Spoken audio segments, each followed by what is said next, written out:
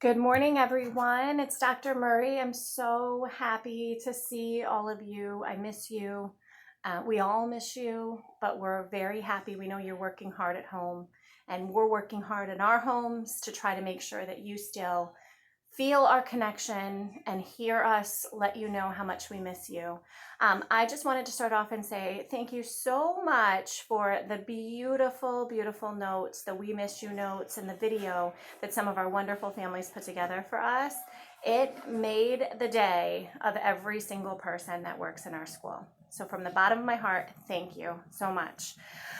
I'm going to be doing our morning announcements every morning using this YouTube channel. Families, it will be the same link. You'll just click on it and the most updated video will be at the top, and that's where you'll start. So this morning, I'm going to start with our daily announcements for today. Students, we're going to do it just like we would do it at school. And I will be introducing you to a topic that I want you to consider throughout your day. And I will be celebrating birthdays, I'll be giving announcements, and then I'll follow up sometimes later on in the day with maybe a book that I'm reading or a story that I want to share. So whenever I update this YouTube channel, I'll try to send a message out to your families, or they can just click on it and check out and see if there's anything new. So good morning, everyone. Today is Monday, April 13th, 2020, and let's start with our Knox-On Pledge. We're standing tall and proud, hands behind our backs, thinking about the words as we say them. And please join me in our Knox-On Pledge.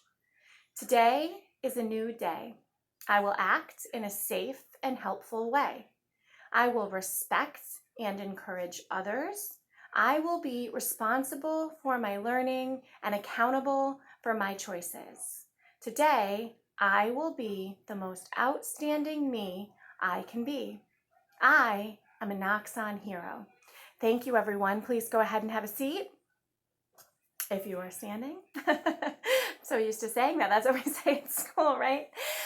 So I would like to start by wishing a very happy birthday to Ana E. Gutierrez in Mrs. Lacola's class. Ana E., we're so proud of you. We're so proud that you are one of our Knox-On heroes. I hope you have a fantastic day. Your brothers better be extra nice to you today since it's your birthday.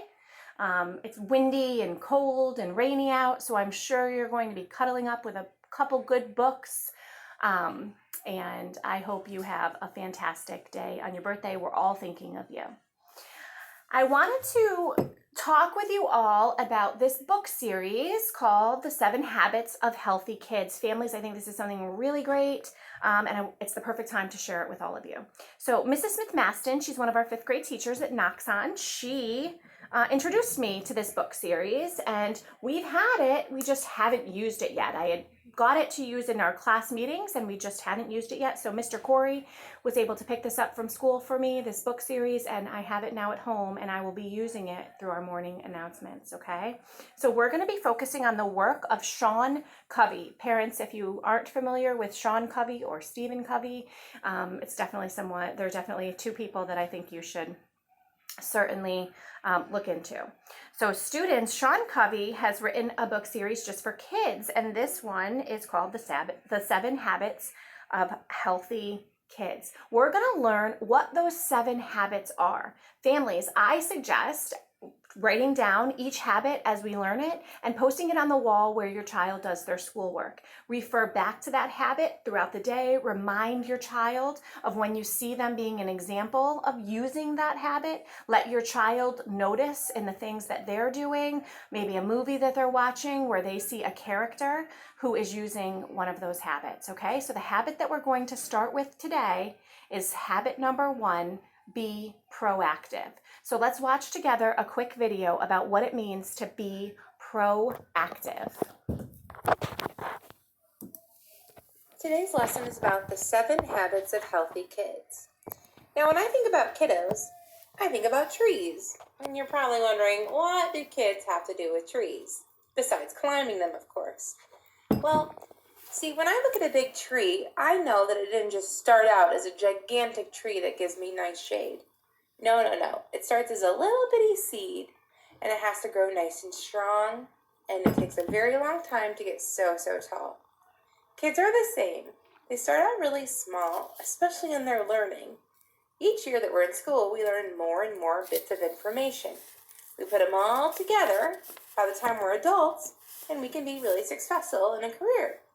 Now, In order to be successful when we're really big, we need to learn good habits or practices to help us be successful in our learning so that we can grow nice and strong like this tree. Today we're going to talk about 7 habits. We're going to first start out with the first habit. Habit number 1. You'll notice habit number 1 comes at the bottom of the tree. It's kind of the foundation or the base where all the other habits we're going to build upon. So let's talk about habit number 1. Habit number 1 is to be proactive. Let's go ahead and say proactive together. Ready? Proactive. What does being proactive mean? Well, being proactive means using self-control. That means you're in charge. You're the boss of you.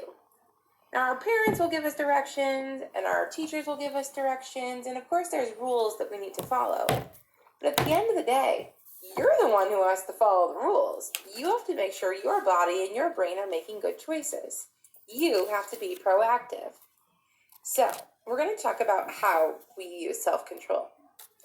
First of all, self-control is stopping. Before you do something, it's stopping yourself and saying, wait a minute, Then it's thinking, what are my choices? What could I do? And then finally, it's making a good choice.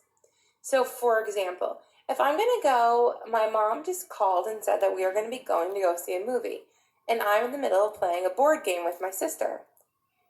If I wasn't using self-control, I might just jump up and run and leave a big mess on our table. But as I was about to jump up to run to the door to meet my mom, I thought to myself, I stopped. And then I thought, what could I do with all of these game pieces? I probably shouldn't leave them out. That will make my mom upset if she comes home after spending a nice treat with us and I've made a mess. So my good choice would be to clean up before we go to the movie. That's using self-control. Let's read some different scenarios and see how we could use self-control. Ready? So, let's think. When you start getting frustrated because you're losing your baseball game, what's a good way to calm down? I'm going to go ahead and have you pause and then turn and tell your neighbor. Think about, let's pretend you're playing a baseball game and you're starting to get frustrated because you're losing. What's a good way you could calm down? All right, did you tell your neighbor? Good job. Let's try another one. You want to tell your friend about your super cute new puppy in the middle of your math lesson. But what could you do instead? Man, oh man, your puppy is so cute at home. And you look across the way and you see your neighbor Bella and you just want to tell her all about your cute little sparkle puppy at home. But that's probably not the best time to tell her. What could you do instead? Press pause and tell your neighbor. Press play to check yourself. Oh, good. What did you come up with? Yeah, maybe thinking about a time when you could just sit and chat, like at recess or at lunch. Yeah, those are good ideas. Perfect. Those are examples of how you can use self-control. Now, I want you to be thinking as we continue our learning about this first new habit of being proactive. How can you be proactive at home, school, and in your community? Okay, everyone, so that's our first habit, be proactive. I'm going to ask that you think about how you can be proactive at home and with your families. Okay, tonight, later on, I'm going to be reading this first book from the series, The 7 Habits of Happy Kids. I will read this later on today on our YouTube channel, and you'll be able to go on later to see how this character, Pokey Porcupine, learns to be proactive. Again, families, I hope that you'll write this down, be proactive, and then remind your children of what it means and help them throughout the day.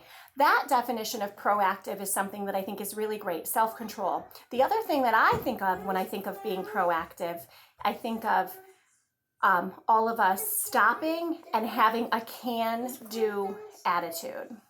Okay, so a can-do attitude means we don't get lost in negative self-talk. We instead stop, we take a breath, we regroup, and we start to shift our thinking into what small manageable chunk of this can I do right now? How can I solve this problem by starting small, right? So to me, being proactive means having a can-do attitude. So think about that as well. I also wanted to share with you that we are still working to maintain our 3 school focus areas: staff, student, and community engagement, equity, and social emotional learning. So we have a series that we have begun called More Alike Than Different, our More Alike Than Different series. And although we haven't been in school and we haven't been able to do this together in school, we're using every means that we can to try to do this from a distance with you. So we started off by teaching you about World Down Syndrome Day and Paul. Paul is a friend of mine. I'm friends with his mother, and he is a little boy who has Down syndrome. So learning about Paul, reading books about Down syndrome, and then asking ourselves as we're learning to think about, we're more alike than we are different. The more we learn about other people, the more we realize how much we truly have in common.